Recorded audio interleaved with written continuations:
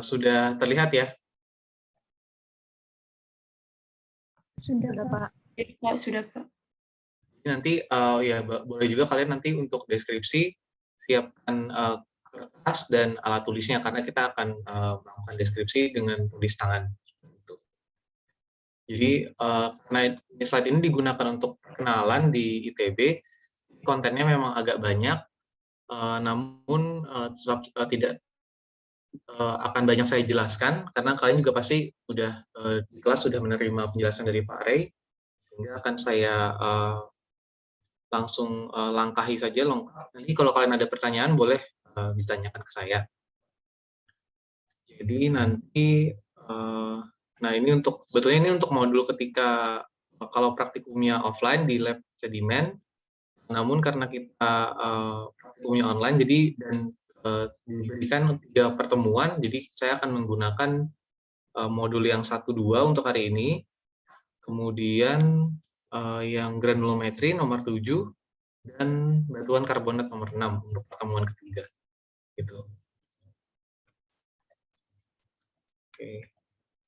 Nah, untuk alat sebetulnya nanti kalian juga wajib punya untuk praktikum-praktikum yang sejenis ya. Jadi sama saja untuk baja, komparator, untuk ukuran butir, klasifikasi, memudahkan untuk tekstur, kemudian loop geologi, dan juga magnet.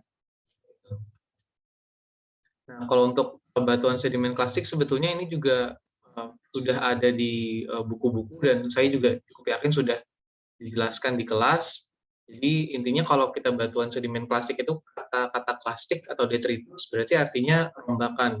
Berarti material-material penyusunnya berasal dari batuan yang telah ada sebelumnya. Jadi bisa batuan beku, bisa dari batuan metamorf, bahkan bisa dari batuan sedimen juga.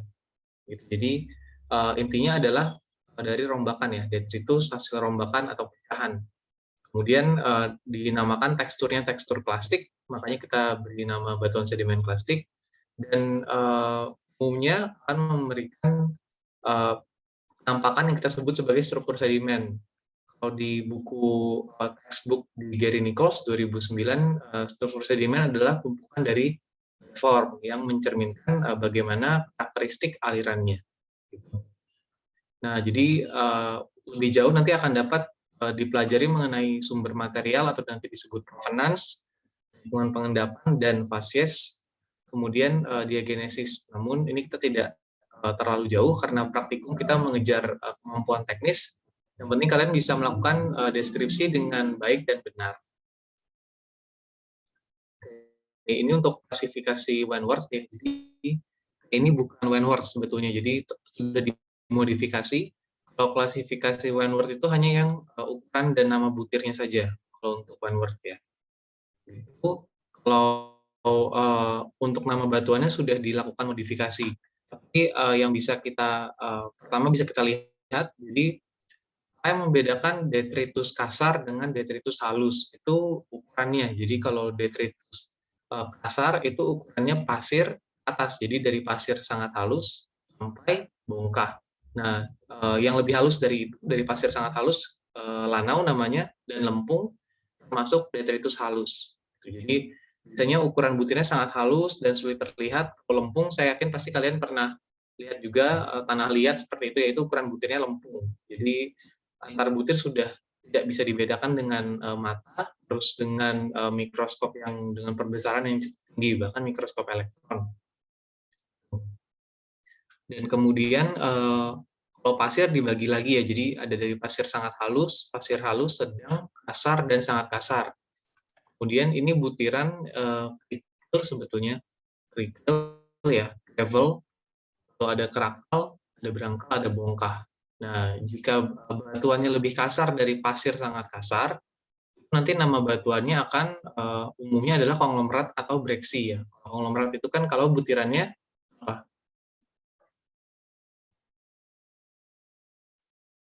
konglomerat yang membedakan dia dengan breksi.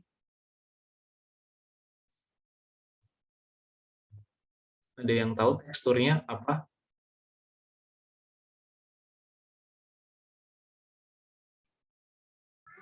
Kalau breksi angular. Iya betul, kalau breaksii itu angular, konglomerat itu dia rounded atau membundar ya. Nah, itu nanti di teksturnya kita namakan sebagai roundness atau kebundaran. Ya, betul. Seperti itu. Jadi kalian sudah dijelaskan juga. Nah, ini untuk komponen batuan atau yang kadang-kadang kita sebut sebagai ya penyusun ya, komponen penyusun batuan. Komponen batuan sedimen klastik. Jadi kita punya 4. Yang pertama sebetulnya 3, butiran, matriks, dan semen. Porositas ini karena ruang kosong yang terbentuk di antaranya. Namun kadang-kadang sering dimasukkan juga sebagai komponen keempat. Jadi yang pertama butiran atau grain itu biasanya yang mirip juga dengan matriks. Namun yang membedakannya adalah ukuran. Kalau kita sebut grain, pasti ukurannya harus lebih besar daripada matriksnya. Nah, kalau kalian lihat gambar yang di kanan kalian ini, di kanan layar, butiran itu yang ukurannya besar ya. Ini kan ada lambangnya. Nah, kemudian matriks itu yang lebih kecil.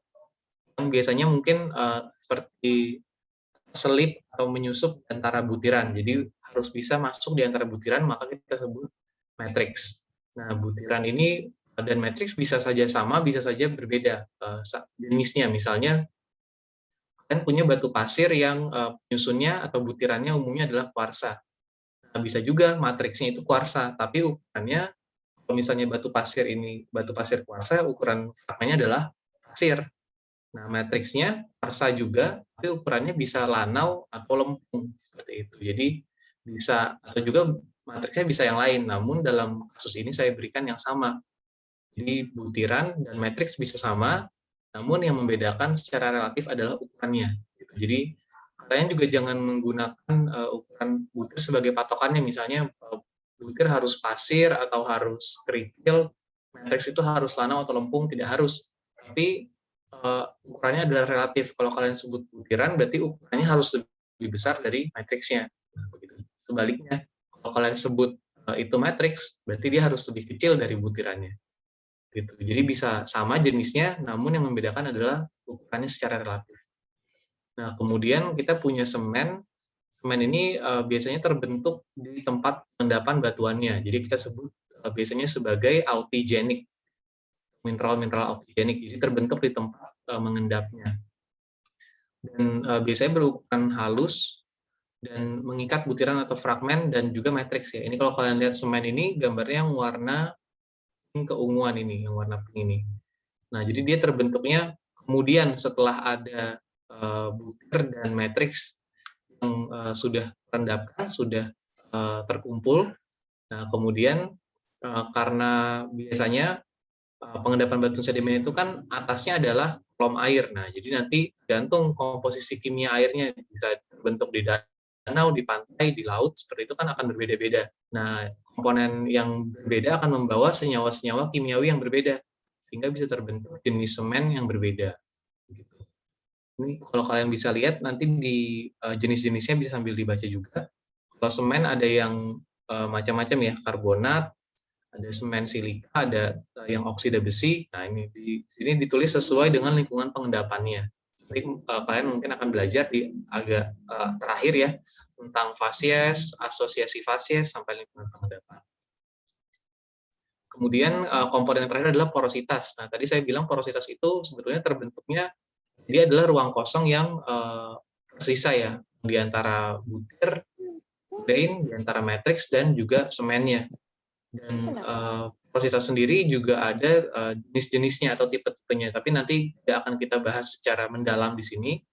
Kalian juga bisa cari di Google tipe-tipe porositas, di kuliah atau di textbook juga pasti ada begitu. Jadi tidak akan saya bahas begitu mendalam karena juga kita sampelnya terbatas sekali kalau kita praktikumnya online. Ya, untuk komponen batuan ada yang mau ditanyakan dulu? Kita lanjut. Kita lanjut saja, Pak. Oke. Nah, kemudian ini untuk yang perlu kalian deskripsi, kita sebut tekstur. Jadi selain tadi kita punya ukuran butir ya, dari skala Wentworth, kita menggunakan skala Wentworth, kemudian kita punya pemilahan atau sortasi. Nah, pemilahan atau sortasi ini sorting, kalian pilih, kalian pilah. Nah, jadi ini menggambarkan derajat kesamaan atau keragaman dari butirnya tersebut. Nah, bagaimana yang disebut di sini kita punya 5 derajat ya, dari very poorly sorted sampai very well sorted. Jadi kalau very poorly sorted, kalau kalian lihat di gambarnya, ukuran butirnya pasti bermacam-macam, dari yang kecil sampai yang cukup besar. Nah, kemudian ke arah poorly sorted, dia perbedaan ukurannya tidak terlalu signifikan, terus sampai ke moderately sorted, sampai well sorted, sampai very well sorted, ukuran butirnya hampir semuanya seragam, gitu ya. Kita pasti tidak bisa menemukan yang sempurna semuanya seragam, karena proses-proses di alam itu pasti dan butir-butirnya juga kalau sedimen plastik, ada yang kalau kalian mungkin pernah mendengar istilah proses transport bottom traction yang karena sistem arus ya, ada rolling, saltation. Nah, itu kan tiap butirnya cara transportnya bisa berbeda-beda. Jadi ukuran keseragamannya juga tidak bisa persis sama begitu. Jadi namun kalau dan lihat secara umum pasti ukuran butirnya di sini seragam ya. Nah, nanti bagaimana caranya? Kalian bisa gunakan komparator. Di sampelnya nanti ada komparatornya, jadi kalian bisa bandingkan. Kemudian untuk kebundaran atau roundness ini yang tadi ya, kita bahas singkat untuk pembeda konglomerat dan breksi.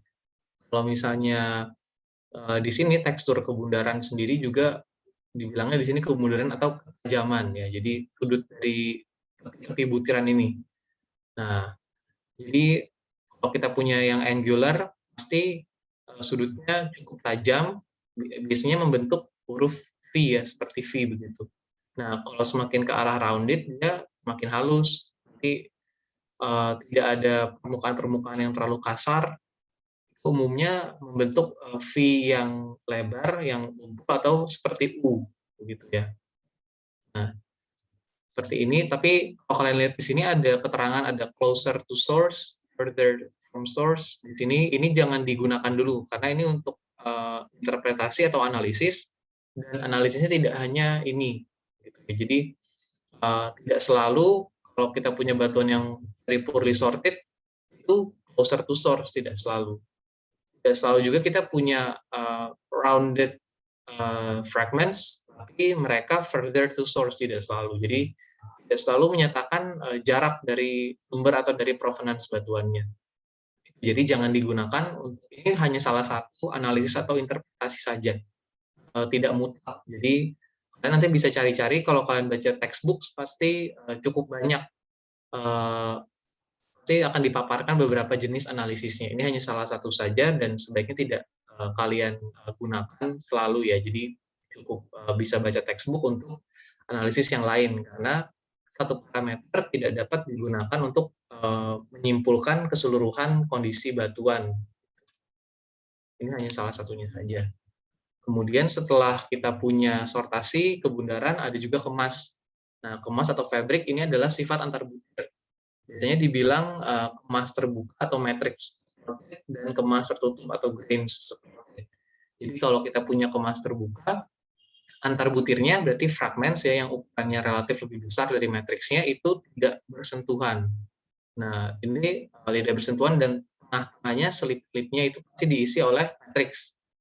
Kemudian untuk kemas tertutup atau grain supported pasti kebalikannya ya, karena dia ditopang atau disusun oleh butiran-butirannya, maka butiran-butirannya harus bersentuhan sehingga dapat menopang dari batuan itu sendiri, begitu. Kalau matriks ini, kalau misalnya matriksnya kita hilangkan, pasti grainnya akan bergeser atau berjatuhan. Nah, sedangkan kalau yang grain supported, kalau matriksnya kita hilangkan, yang kuning-kuning itu, pasti mereka akan tetap berada di situ posisinya.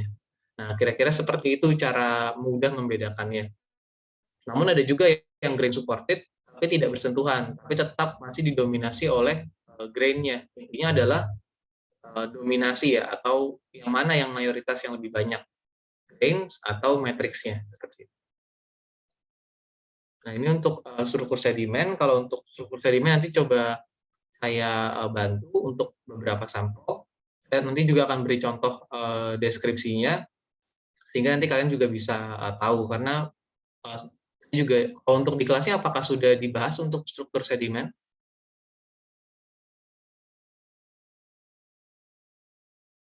Yang ada parallel lamination, cross bedding, sudah sempat dibahas? Sudah, Pak. Oke, baik. Jadi nanti kalian juga karena sudah dibahas, sudah melihat, tapi nanti tetap akan saya bantu, saya pandu untuk beberapa contoh. Jadi kita tetap sama-sama belajar juga. Nah, ini untuk format deskripsinya seperti ini. Kalian bisa download PowerPoint-nya, nanti kalian ikuti. Dan yang saya tekankan, biarkan saja ya. Jadi untuk format deskripsi ini ditulis seperti ini. Jadi ditulis koma, koma dengan koma. Jadi jangan dengan pointer atau list. Jadi ada sampel, terus di bawahnya ada warna, kondisi batu, jangan. Tapi tetap koma-koma. Jadi seperti kalian membuat kalimat atau paragraf saja. Jadi nanti misalnya saya ketikkan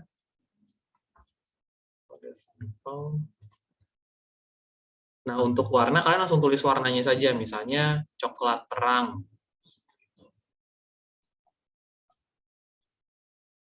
Nah, untuk ukuran kalau kondisi batu kan segar atau lapuk, di sampels yang diberikan itu segar semua ya, karena kalau untuk di lab kita menggunakan batuan yang bagus, yang ideal, sehingga bisa mudah untuk dideskripsi. Jadi kondisi batunya kalian langsung tulis saja segar. Ini saya sambil ketikan, saya contohkan, nanti kalian bisa lihat juga. Kalau ukuran butir kita menggunakan tadi skala Wentworth. Jadi kalian bisa nanti butiran-butiran yang besar ada penggarisnya juga, jadi kalian bisa ukur dan kalian konversi ke skala Wentworth-nya. Misalnya di sini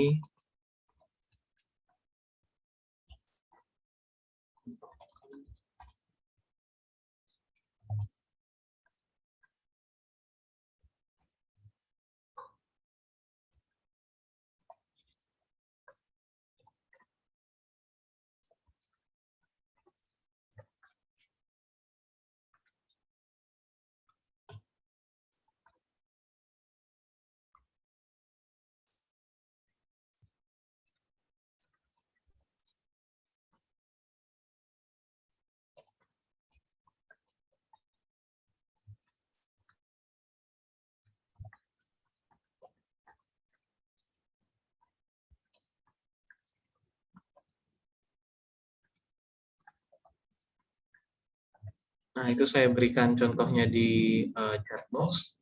Jadi digunakan saja langsung koma-koma seperti itu.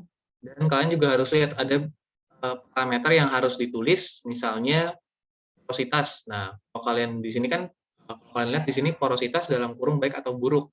Nah, kalau kalian cuma tulis baik atau buruk, saya tidak akan tahu apa yang baik atau apa yang buruk. Jadi untuk parameter seperti porositas harus ditulis kata-katanya porositas. Namun untuk misalnya warna tidak perlu ditulis lagi warna coklat terang karena kan coklat terang sudah menggambarkan warna. Jadi seperti itu saja.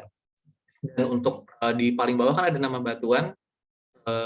Kalau di PowerPoint-nya ada klasifikasi koma tahun ya. Ini tidak bisa digunakan. Seperti yang di chatbox saja langsung gunakan tuliskan nama batuannya saja. Gitu. Jadi konglomerat saja, tidak usah kalian gunakan klasifikasi Kusuma Dinata atau klasifikasi Wentworth, ya tidak usah. Jadi langsung saja nama batuannya. Saya untuk ini ada yang mau ditanyakan dulu, saya carikan link untuk deskripsi sampelnya. Ada yang mau ditanyakan silakan. Pak mau tanya yang kode sampel tuh bentukannya gimana? Nanti ada di PowerPoint-nya, ada di nama filenya. Baik, Pak. Sebentar ya, saya carikan dulu.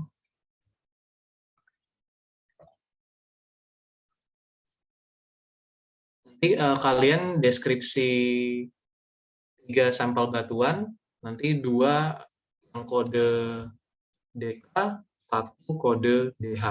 Ya, saya tuliskan.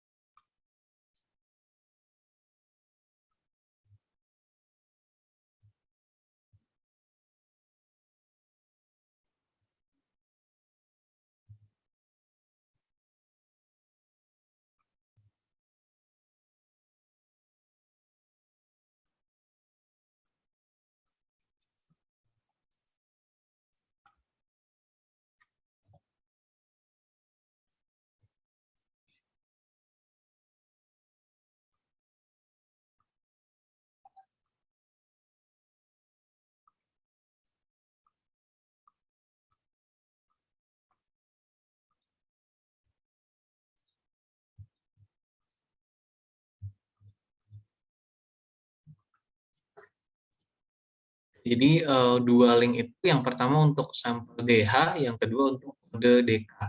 Jadi kalian tadi ya deskripsi 2 yang DK, 1 dan 1 untuk DH. Jadi kalian boleh gunakan kertas HVS atau buku tulis juga boleh.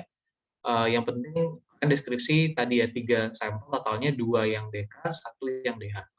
Ini coba saya berikan contoh, misalnya untuk satu sampel.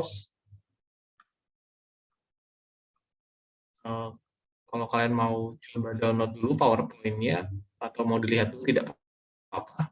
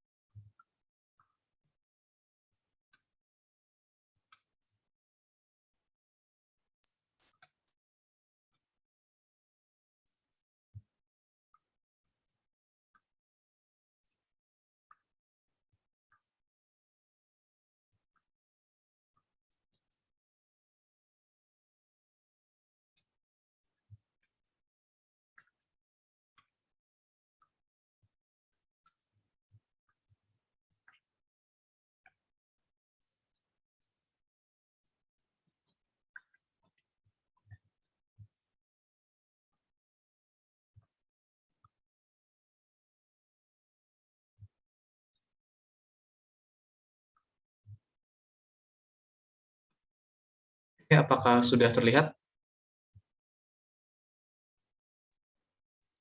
Sudah, Pak.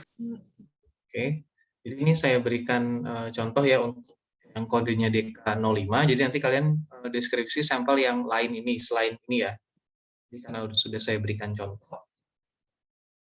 Nah, jadi ini nanti di sampel sini akan seperti ini, ada garis dengan ukuran. Jadi ini untuk ukuran sampelnya ya, untuk dimensinya, dan untuk karena kalian juga harus gambar sampelnya sesuai format deskripsi yang di PowerPoint yang sudah dikirim. Tinggal diikuti saja seperti itu.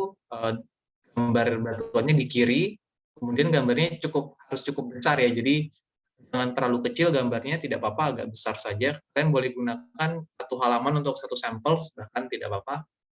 Jadi gambar yang agak besar sehingga kalau kalian perlu meletakkan keterangan atau struktur sedimen di gambarnya bisa lebih besar atau lebih jelas. Nah, nanti untuk penggaris kalian gunakan untuk mengukur berapa panjang, lebar, dan tingginya ya. Kalian bisa gunakan perbandingan saja, tidak harus tepat, tidak apa-apa. Yang penting jangan meleset. Misalnya di sini bacaannya, ini di sini X-nya kan panahnya di sekitar 13 cm ya. Kalian jangan jawab sampai 20 cm, itu kan terlalu jauh. Jadi 13, 15 tidak apa-apa. Jadi jangan terlalu jauh, tapi tidak usah terlalu tepat juga tidak apa-apa. Karena yang penting kalian juga tidak memegang langsung batuannya, jadi tidak bisa mengukur dengan tepat. Kira-kira saja tidak apa-apa untuk ukuran. Kemudian di sini diberikan keterangan, ini misalnya di gambar yang kiri atas kan tadi ada foto yang pertama ya. Nah, gambar yang di kanan atas dan bawah ini adalah foto dari sisi yang ditunjukkan warna merah ini. Nah, kalian bisa lihat di sini, berarti kalau saya bilang ini mungkin sisi belakang karena di sana sisi depan. Jadi kalau saya bilang sisi belakang seperti ini, kalian juga bisa lihat. Nah, nanti coba cari-cari saja di sampelsnya. Nah, di sini kan ada yang lebih besar dan ada komparatornya. Nah, ada komparator berarti kalian bisa lakukan untuk ukuran butir. Nah, kalau di sini saya lihat berarti ukuran butirnya apa? Pasir sangat halus ya di sini. Mungkin dia juga lanau. Gitu. Jadi kalian bisa gunakan range seperti tadi misalnya lanau sampai pasir sangat halus atau pasir halus. Dan di sini juga ada garis kan. Nah, kalian bisa lihat kalau misalnya butirannya cukup terlihat jelas, kalian juga bisa zoom in. Nah, sepertinya memang ukuran butirnya sekitar 1 mili, paling besar setengah mili bahkan kurang. Jadi memang ya, dia mungkin pasir sangat halus atau lanau seperti itu. Nah, jadi di sini nanti contohnya ini untuk ukuran butir tadi kita nanti kalian bisa lihat lagi misalnya di sini untuk struktur sedimennya. butir, panjang sampel sudah. Nah, yang diberikan zoom in yang cukup dekat, kalian juga bisa lihat kalau misalnya memang jelas terlihat ya, untuk bundaran, kebulatan. Nah, kalau di sini kalian lihat ada yang saya gunakan yang mungkin yang bercak-bercak hitam. Saya zoom in. Nah, yang bercak-bercak hitam ini dia lebih terlihat ya dibandingkan yang coklat. Nah, di sini juga yang terlihat nih beberapa. Kalian coba lihat perlahan-lahan saja, tidak apa-apa. Ini, nah berarti kalian bisa lihat kebundarannya misalnya. Kebundaran berarti ini mungkin rounded, tidak well rounded, ini dia rounded. Kemudian kalau untuk kebulatan tidak usah, tidak apa-apa. Untuk sphericity karena tidak begitu jelas terlihat juga. Jadi untuk kebundarannya ini kalau saya ini rounded ya. Kemudian mungkin untuk beberapa fragmen yang berwarna hitam dia subrounded karena masih ada sedikit kenampakan yang menyudut juga begitu. Ada angularnya juga. Tapi dia masih rata-rata cukup rounded. Kemudian sortasi ya, pemilahan kalian juga bisa lihat di sini kan ukuran butirnya cenderung seragam. Ada di ukuran yang relatif halus ya, sekitar setengah mili. Paling besar mungkin 1 mm, itu sudah sangat jarang. Jadi setengah milimeter ini atau kurang. Nah, karena dia cukup seragam dan tidak berbeda secara signifikan, di sini saya bisa bilang sebagai well sorted atau terpilah dengan baik, terpilah baik. Gitu. Kemudian kalau untuk kekompakan hard saja tidak apa-apa. Jadi biasanya batuan-batuan yang di lab juga kompak. Jadi karena misalnya dia terlalu loose pasti sudah hancur. Jadi ini kan kompak ya. Jadi kalian jawab saja kekompakannya hard atau compact. Itu untuk parameter-parameternya. Kemudian nah di sini diberikan lagi sisi sampingnya. Nah, biasanya untuk melihat struktur sedimen juga kalau tidak ada keterangan seperti komparator atau penggaris gitu. Nah, di sini kalau di sini kalian bisa cari berapa panjangnya untuk lebih tepatnya.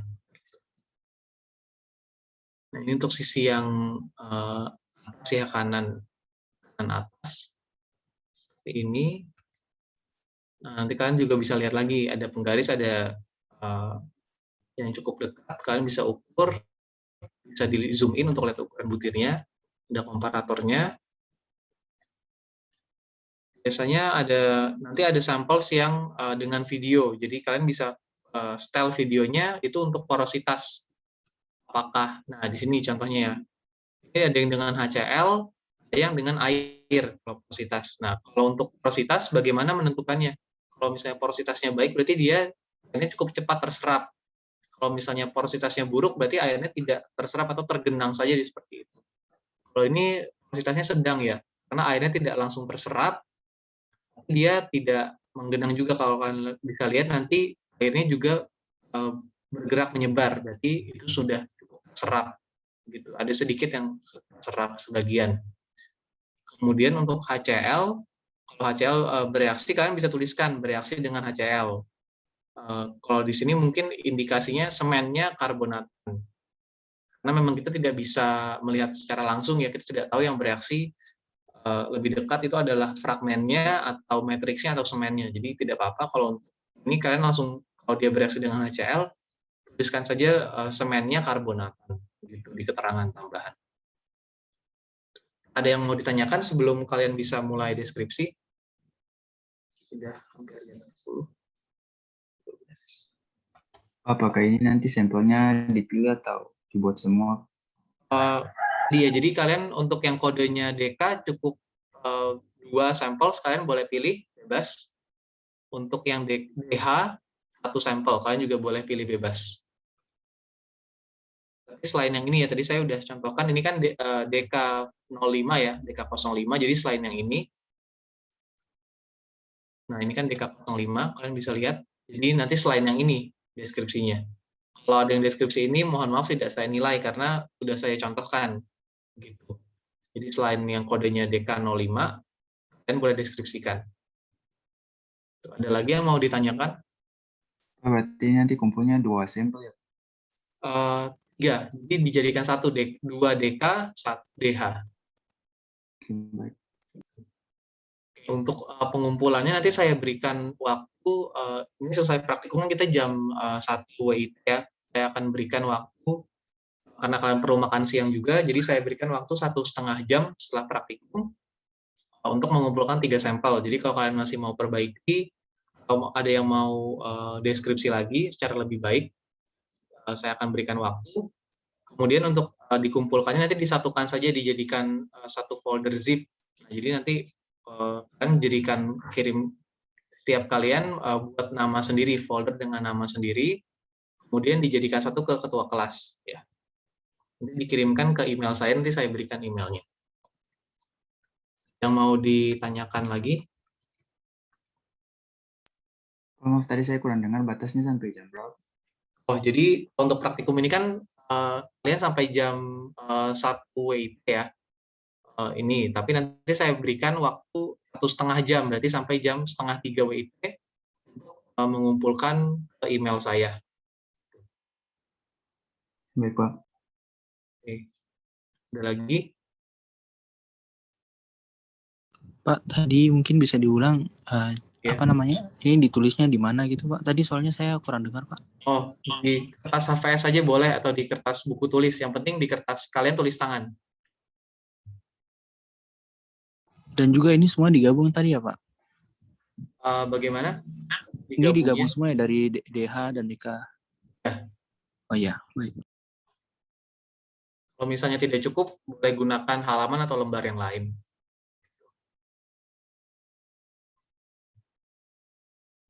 Oke, ada lagi? Kalau tidak ada, boleh langsung deskripsi saja. Gunakan link yang sudah diberikan.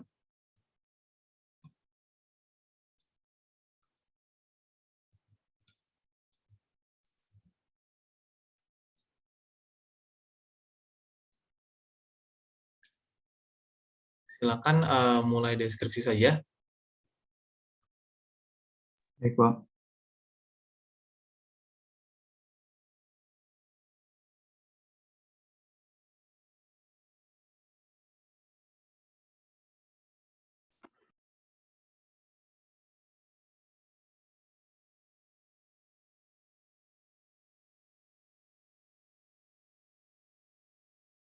Oke, sebentar. Saya ada yang kelupaan sedikit.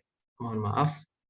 Jadi untuk detritus kasar seperti tadi contohnya. Nah, untuk detritus halus karena dia ukuran butirnya lebih halus. Jadi seperti ini, kelupaan.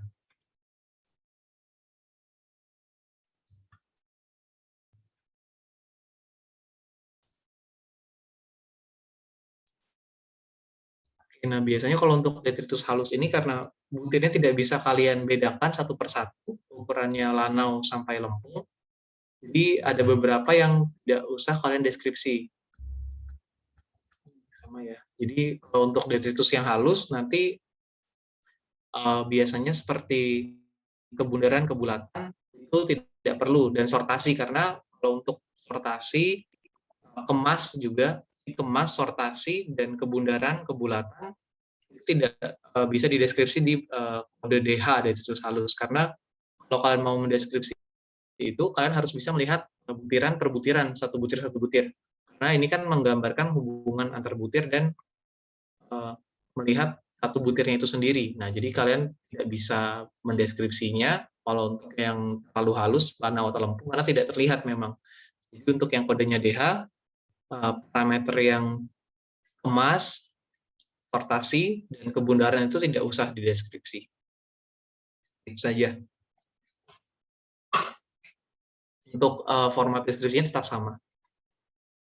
Ini akan saya tampilkan saja supaya kalian bisa ambil deskripsi sambil melihat formatnya ya. Silakan mulai lagi melanjutkan.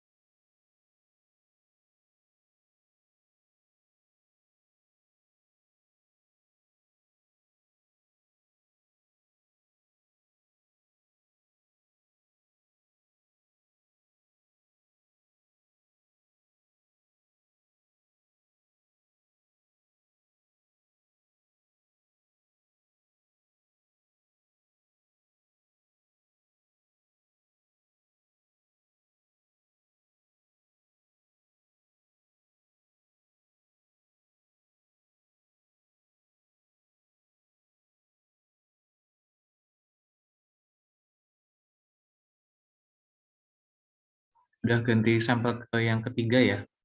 Untuk detritus halus mungkin kalau yang awalnya deskripsi detritus kasar, harusnya lebih cepat untuk deskripsi detritus halusnya karena tidak semua parameter di deskripsi ya.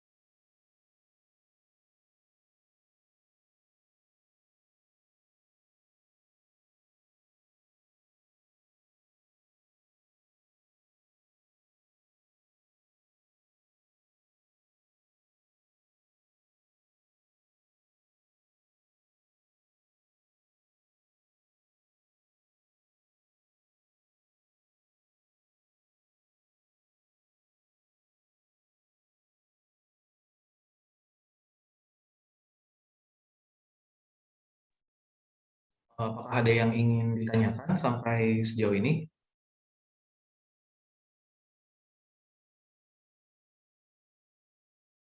Tidak, Pak, masih bisa, Pak. Oke, Belum baik. ada, Pak.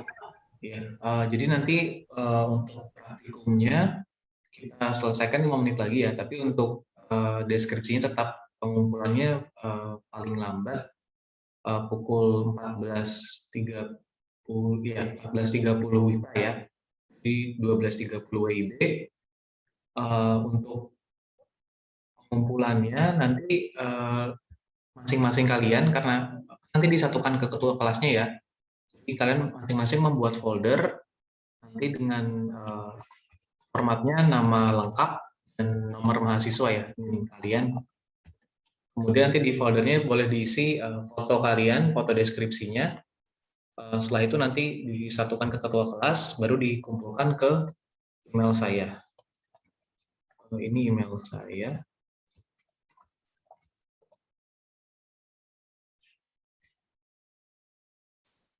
Ke email itu nanti dijadikan satu, jadi nanti saya menerima 2 email ya dari ketua kelas yang teknik biofisika dan teknik perminyakan.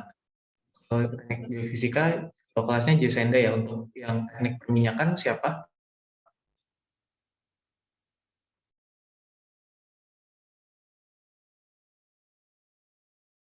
Evan Ferdinandus, Pak.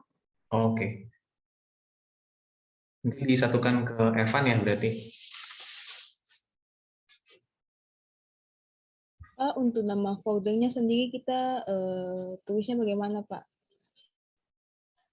Ini pakai nama lengkap dengan NIM kalian. Jadi nanti setiap orang punya folder nama ya. Itu dengan NIM-nya. Gimana, Jesenda? Maksud saya folder untuk PDF-nya, Pak. Jadi misalnya semua nama sudah Oh, ada. semua. Oh, iya, iya. Oke, ini saja.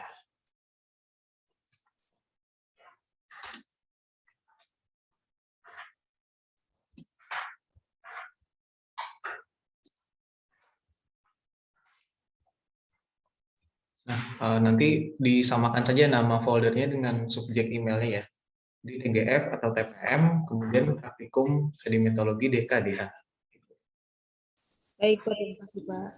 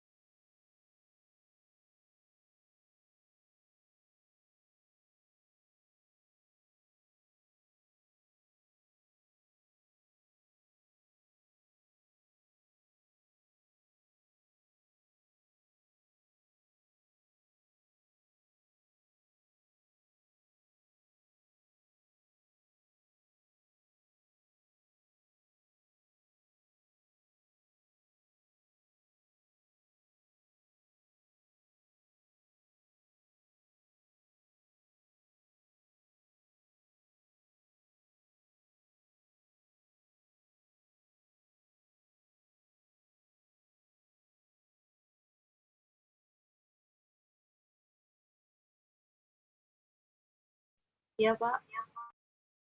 Iya, Pak. Baik, Pak.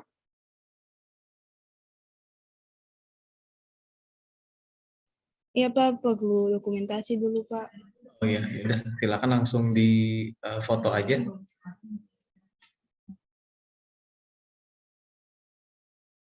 Pak, apa boleh share screen-nya di stop dulu, Pak, biar saya bisa ambil absen sekalian, Pak.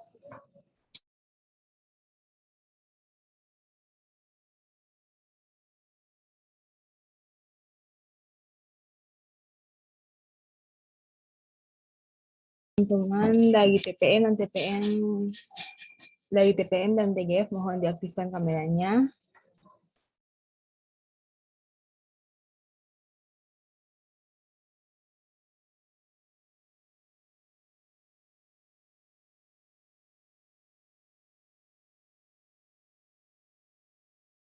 Iya, ada 2 layar. Ini layar yang pertama. 1, 2, 3. Baik, sekarang layar yang kedua. Boleh gabut nih. 1, 2, 3. Baik, Pak. Sudah, Pak. Terima kasih, Pak. Ya, terima kasih ya semuanya. Saya izin leave. Selamat siang. Selamat siang, Pak. Selamat siang, Selamat siang, Pak. Pak. Terima kasih, Pak.